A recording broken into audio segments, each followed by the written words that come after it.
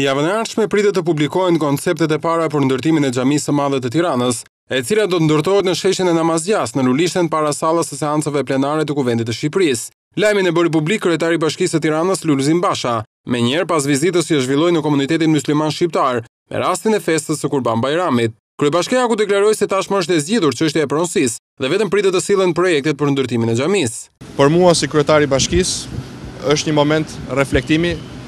për një nga premtimet kryesore në raport me komunitetin e besimtarëve musliman, ndërtimin e xhamisë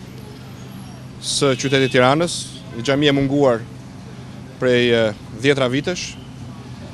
dhe me kënaqësi dua të ndaj me besimtarët musliman lajmin se përfundimisht është zgjidhur dhe çështja e pronësisë së terrenit ku do ndërtohet xhamia, e cila ndodhet pikërisht këtu në djath tonën, pas faljes afro 3000 metrave katror nga ana e shtetit shqiptar komunitetit dhe kombinimit me një parcel tjetër për 3000 metra katror, më në fund është arritur pas 6 muaj negociatash edhe një marrëveshje me pronarët privat të Truallit dhe është hapur kështu rruga procesit të ndërtimit të xhamisë së re, ndërkohë që presim që brenda javës së ardhshme projektuesit të sillin blueprintet e para dhe konceptet e para për ndërtimin e xhamisë në mënyrë që ne të fillojmë sa më shpejt nga puna dhe të japim qytetit këtë institucion të munguar